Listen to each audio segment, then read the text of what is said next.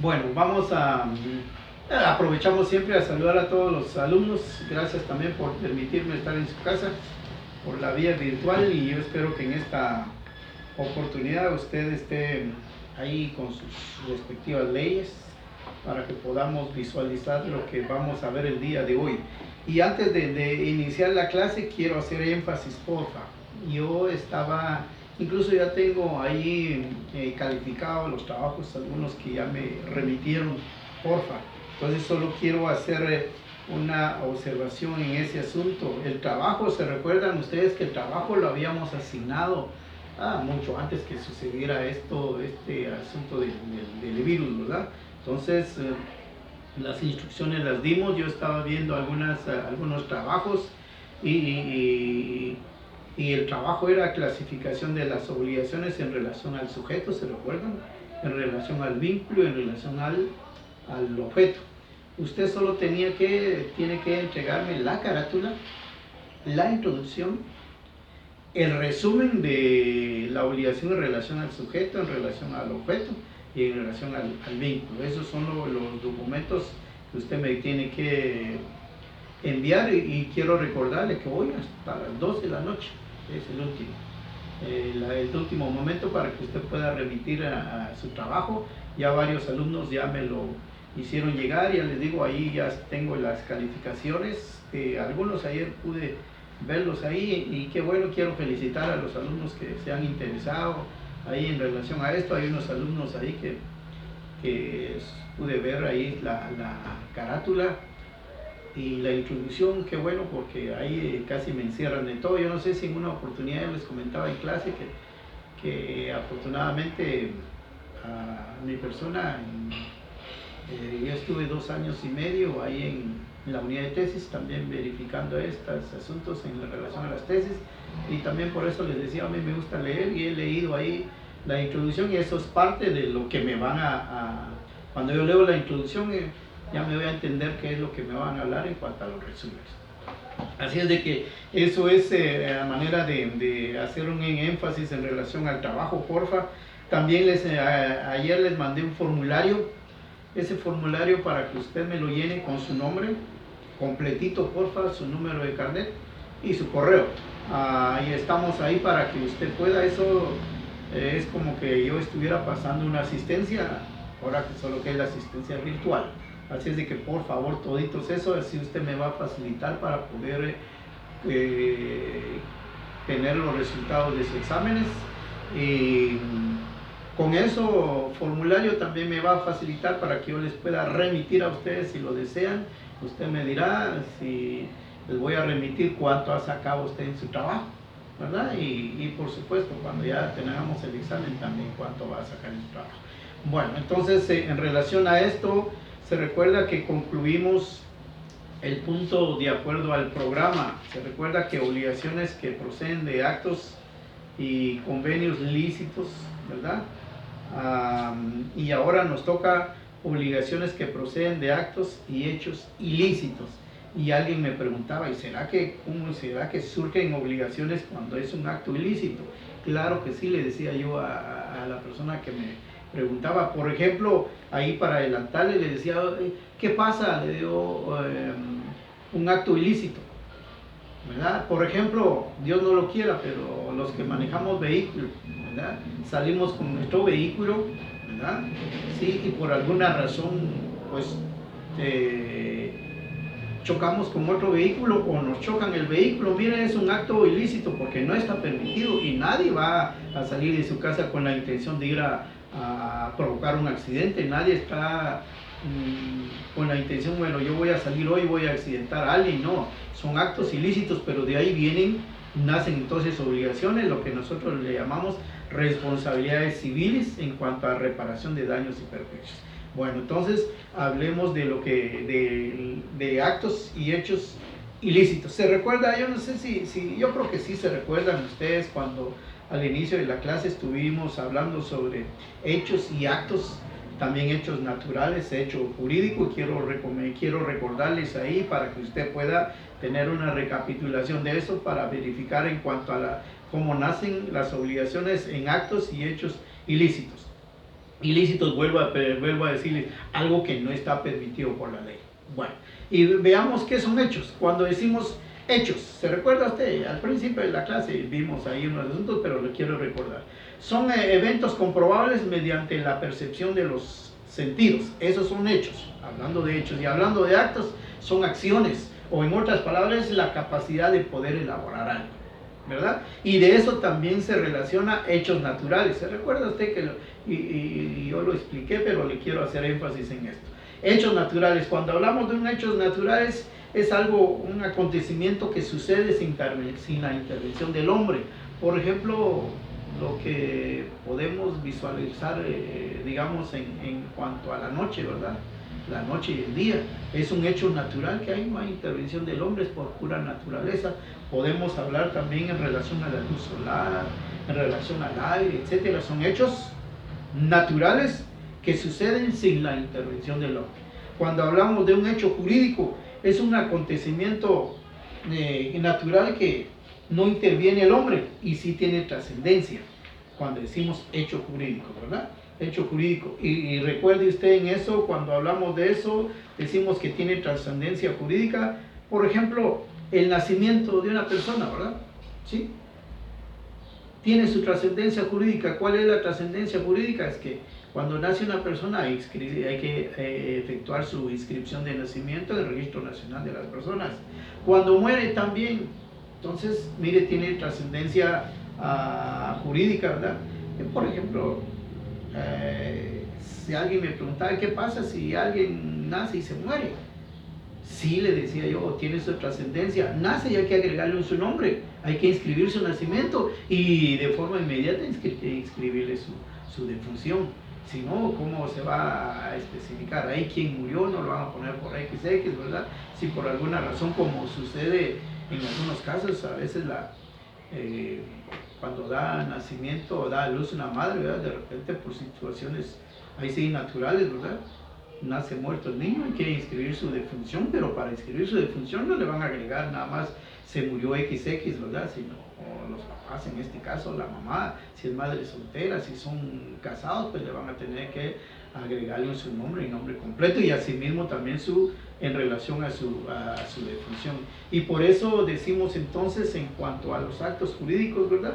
Y usted ¿se recuerda usted cuando dimos un ejemplo de actos jurídicos unilaterales? También hablamos en relación a los testamentos, ¿verdad? Donación por causa de muerte.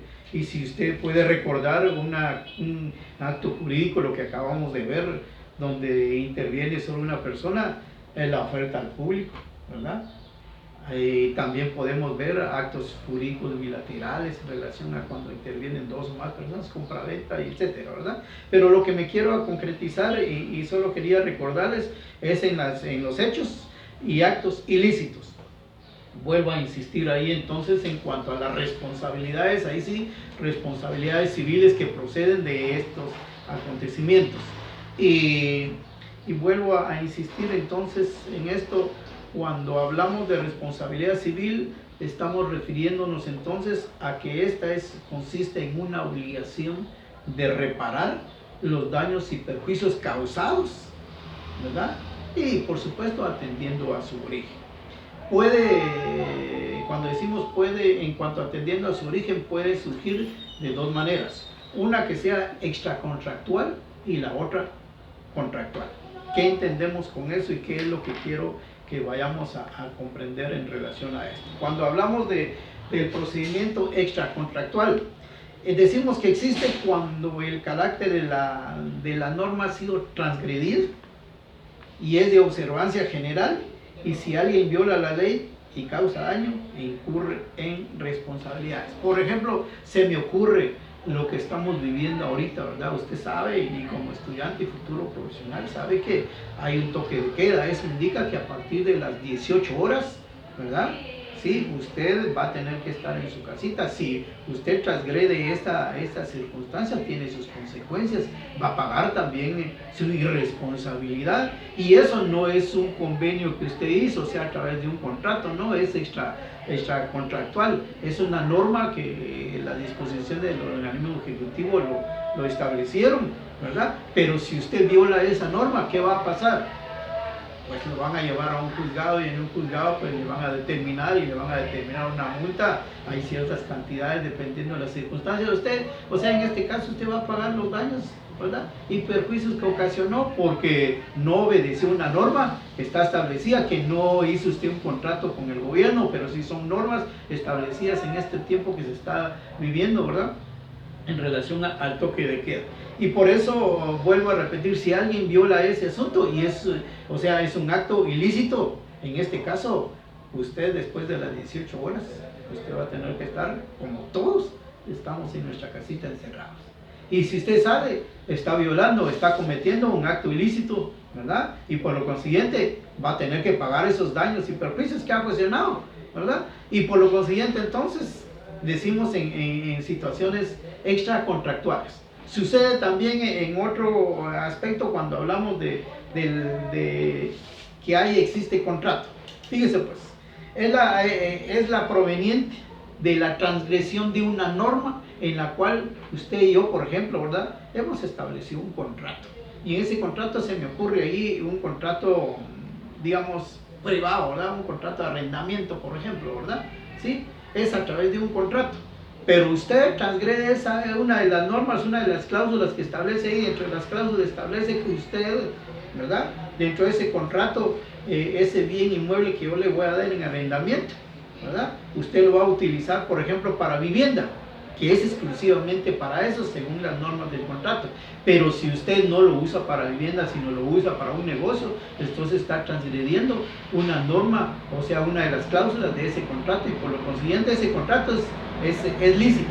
Pero lo que usted está violando es algo ilícito y por lo consiguiente entonces está cayendo una irresponsabilidad. Y la irresponsabilidad sería la finalización de ese contrato cuando se establecen las provisiones. Si usted hace todo lo contrario a lo que establece, es una de las formas como rescindir ese contrato. Y por eso vuelvo a repetir entonces en relación a esto, que son las obligaciones que proceden de hechos y actos ilícitos. Vuelvo a insistir entonces, aquí en contractual, nace obligación en un acto o hecho ilícito es cuando usted infringe una norma en la cual usted estableció con otra persona un contrato. Por ejemplo, en un contrato, se me ocurre un contrato de compraventa de bien inmueble, por ejemplo, ¿verdad? Pero usted como vendedor sabe que esa propiedad pues tiene limitaciones, o esa propiedad aún todavía no está inscrita a favor de usted y usted lo está vendiendo, ¿verdad? Está cayendo en algo ilícito. Está haciendo un contrato, ¿sí? Pero también está violando una norma en la cual, recuerde usted que en los contratos dice que el vendedor se somete al saneamiento de conformidad con la ley. Si está violando eso, pues está violentando una norma y por lo consiguiente entonces va a pagar daños y perjuicios. Eso en relación a las dos formas de cómo, en cuanto a las responsabilidades que nacen de cuando no hay contrato, o sea, en otras palabras, extracontractual, y cuando hay un contrato. Por lo consiguiente, entonces, se relaciona las responsabilidades, ¿verdad?, que se establecen. Y puede haber responsabilidades, definitivamente responsabilidades propias. Y esto indica que cuando alguien voluntariamente comete un hecho ilícito, debe indemnizar los daños causados, ya sea daño moral o daño material. Y vuelvo a repetir la responsabilidad por un acto propio. Cuando alguien voluntariamente, el ejemplo que le estaba dando anterior, usted como propietario de un inmueble sabe que al momento de vender esa propiedad, pues sabe usted que no tiene ninguna limitación, pero sabiendo, ¿verdad?, que eso tiene alguna limitación que aún no está inscrito a favor de usted y todavía sí va a vender esa propiedad o va a hacer una promesa de venta y etcétera, ¿verdad? Entonces cae en una transgresión de una norma jurídica ahí, y por lo consiguiente estamos hablando de una responsabilidad por un acto propio, y cuando se somete a eso usted tiene la obligación de pagar el daño moral y material. Y en este caso, cuando hablamos de daño material, estaríamos hablando de si hay un aspecto monetario ahí, usted va a tener que reintegrar eso, que puede ser también a través de intereses A veces se sucede eso, ¿verdad? Y un daño moral, diríamos entonces, porque la persona que está comprando ya está con la seguridad que ya está comprando una propiedad para poder ir a vivir, y de repente esa propiedad tiene limitaciones en lo cual no se puede hacer la inscripción, por lo consiguiente entonces suceden estos acontecimientos. Bueno, y hablemos entonces, estamos hablando de las responsabilidades, y vuelvo a repetirles, cuando las obligaciones estas son las responsabilidades civiles. Responsabilidades por terceros, responsabilidades por actos de terceras personas, ¿verdad? Y esto lo voy a tipificar, lo voy a numerar en 3 aspectos. Y aquí quiero que usted vaya conmigo a ver su ley, porfa. Así es de que la primera, personas bajo su dependencia. Quien tiene bajo su dependencia, ¿verdad?, responde por los daños causados por ellos en virtud de delitos. Así es de que eso es en responsabilidad por actos a terceras personas. Por ejemplo, si usted es encargado, o qué le puedo decir, como tutor de una persona, ¿verdad? Recuerde usted que la tutoría es una figura que se da en el Código Civil, que viene a sustituir la patria potestad. O sea, en este caso, si usted tiene la responsabilidad de menores de edad a través de la figura que se llama tutela, pero estas personas menores de edad incurren en actos ilícitos, usted va a tener que responsabilizarse sobre esos daños que causó estas personas, y por eso es necesario que usted tenga ahí su Código Civil en relación a estos aspectos. Y me gustaría que usted buscara ahí en su código del artículo 1651, 1652, 1663, porque esos son los artículos que vamos a ver al ratito. Voy a poder visualizar en cuanto a los artículos que relaciona a esto. Solo quiero ir explicándolo esto para que después regresemos a hacer el análisis legal en relación a estos aspectos que se dan responsabilidad por actos de terceras personas. La primera es personas bajo su dependencia, y la segunda, los padres en el ejercicio de la patria potestad. Fíjese aquí en este asunto. La patria potestad, y usted lo sabe muy bien, la patria potestad la pueden ejercitar de forma conjunta, en forma individual los padres, y es un acto puramente personalísimo. Esto no se puede delegar a ninguna otra persona, y por eso cuando suceden estas responsabilidades por actos de terceras personas, aquí los padres van a responder por los daños causados a terceras personas por sus hijos menores de edad. Por ejemplo, aquí usted, como dijo un político, usted como papá, usted como mamá, ¿verdad?, tiene a su cargo totalmente la responsabilidad de sus hijos menores. Por ejemplo, si salen los hijos, en este caso, digamos, en cuanto a lo que estamos viviendo ahora, el toque de queda, ¿verdad?